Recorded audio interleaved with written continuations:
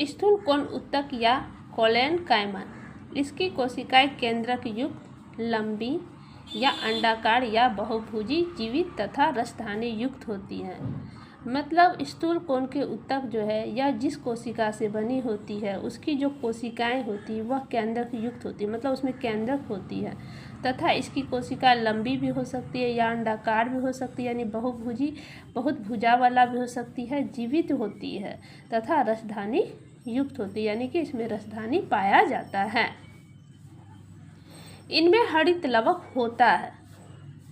स्थूल कोण के जो उत्तक हैं उसकी जो कोशिका है उसमें क्या होता है, हरित लवक होता है एवं भित्ति में किनारों पर सेल्यूलोज होने से स्थूलन होता है। कोशिका की जो भित्ति है उसमें किनारे पर सेल्यूलोज जो होती है जिसके वजह से स्थूलन होता है। इसमें कोशिकाओं के बीच बहुत कम स्थान होती है। इसकी जो सेल है, सेल में जो खाली स्थान वो बहुत कम होती है। मृदु उत्तक में खाली स्थान बहुत बड़ी होती है। स्थूल कोण उत्तक की जो कोशिकाएं हैं उसमें जो खाली स्थान है वो थोड़ा कम होती है और दीर्घ उत्तक में तो खाली स्थान होती ही नहीं है, इसलिए वह मृत होती है। पर स्थूल कोण के जो उत्तक है उसकी जो सेल है वह जीवित होती है क्योंकि इसमें भी थोड़ा सा खाली स्थान होता है सेल के अंदर। यह उत्तक पौधों के नए भागों में पाया जाता है। और अब ये जो स्थूल कोण उत्तक है यह पाया कहाँ जाता है, तो यह पौधों के नए भागों पर पाया जाता है। यह विशेषकर तने के एपिडर्मिस के नीचे, पर्णवृत्त या पुष्पवृत्त यानी कि फूल के वृत्त पे, पर्णवृत्त यानी पत्ते के वृत्त पे, पुष्पावली वृत्त पर पाया जाता है, लेकिन जड़ों में नहीं पाया जाता है। अगर पूछा जाए स्थूल कोण उत्तक क्या जड़ में पाया जाता है तो नहीं पाया जाता, जबकि मृदु उत्तक जो है वो जड़ में भी पाया जाता है, तना में भी पाया जाता है और पत्ती में भी पाया जाता है, जबकि स्थूल कोण उत्तक जड़ में नहीं पाया जाता है।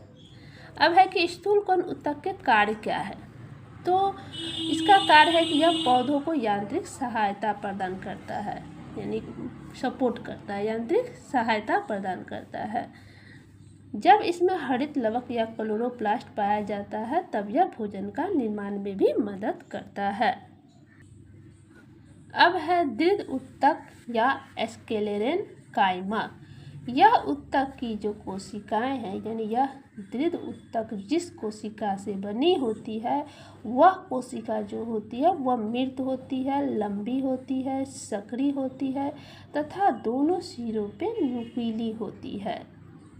इसमें जीव द्रव नहीं पाया जाता है, मतलब इसमें न कोशिका द्रव होती है न केंद्रक द्रव होती है, इसलिए इसमें जीव द्रव नहीं होता है एवं इनकी भित्ति लिग्निन के जमाव के कारण मोटी होती है।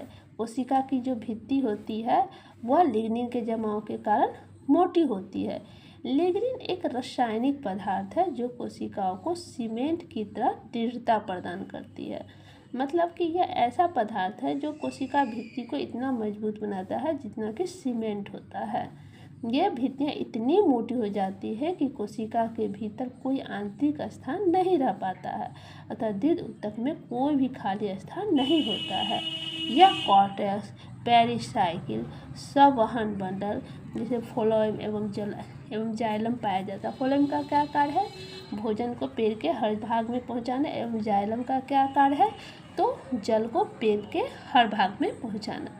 तो इस सब जगह दीर्घ उत्तक पाया जाता है। और दीर्घ उत्तक कैसी होती है उत्तक, तो यह मृत उत्तक होती है। क्यों, क्योंकि इसमें खाली स्थान नहीं होती है, इसकी कोशिका भित्ति सीमेंट की तरह मजबूत होती है। पादप कोशिका की कोशिका जो है पहले झिल्ली से घिरी होती है और फिर भित्ति से घिरी होती है। दीर्घ उत्तक पौधों के तना, पत्तियों के सिरा, फलों तथा बीजों के कठोर आवरण तथा नारियल के बाहरी रेशेदार छिलके में पाए जाते हैं। मतलब ये जो दीर्घ उत्तक है जो कि मृत कोशिका से बनी होती है, यह पौधों की तना, पेड़ होते हैं ना, पेड़ के पहले तना होते हैं, तना में पाई जाती है। और पत्ती जो होती है उसकी सिरों में पाई जाती है। तथा फल के जो बीज हैं उसके जो कठोर आवरण है, बीजावरण, तथा नारियल के बाहरी रेशेदार छिलके, जब हम लोग नारियल है तो उसके जो बाहरी छिलकी है वो मजबूत होती है ना, रेशेदार छिलके, उसमें भी यह दृढ़ ऊतक पाया जाता है। जिन पौधों से रेशा उत्पन्न होता है, जैसे पटुआ या फिर जिसको जूट कहते हैं, या अन्य रेशेदार पौधों में यह ऊतक प्रचुर मात्रा में पाया जाता है। तो दृढ़ ऊतक कहाँ कहाँ पाया जाता है? तो एक पटुआ में पाया जाता है, जैसा हो रेशा उत्पन्न करे वैसा वृक्ष में, तथा रेशेदार पौधों में ऊतक प्रचुर मात्रा में पाया जाता है। और नारियल का फल होता है उसके जो छिलका देखते हैं वो भी रेशेदार होते हैं, उसमें भी पाया जाता है। बीजों के आवरण में पाया जाता है, तना में पाया जाता है, तथा पत्तियों के सिरों में पाया जाता है दृढ़ ऊतक, जो कि मृत कोशिका है।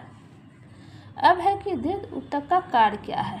यह पौधों को यांत्रिक शक्ति प्रदान करती है। क्या करती है? पौधों को यांत्रिक शक्ति प्रदान करती है एवं आंतरिक भागों की रक्षा करती है, यानी पौधों को खड़े रखने में मदद करती है एवं आंतरिक भाग यानी कि उसके अंदर भाग की रक्षा करता है। पौधों के बाहरी परतों में यह रक्षात्मक ऊतक के रूप में कार्य करता है।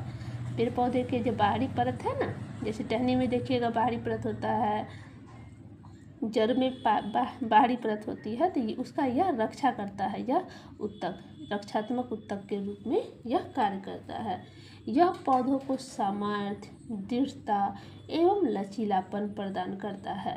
यह पौधों को मतलब खड़े रहने में समर्थ हो ऐसा बनाता है, दृढ़ता यानी मजबूती प्रदान करता है, लचीलापन जिससे पेड़ पौधे हिल पाए, ये सब कौन करता है? तो ये सब दृढ़ ऊतक करता है। और दृढ़ ऊतक कैसा ऊतक है? तो यह मृत कोशिकाओं से बना हुआ ऊतक है।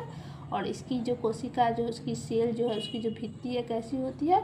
तो वो सीमेंट की तरह मजबूत होती है, इसी वजह से यह मृत कोशिका कहलाती है।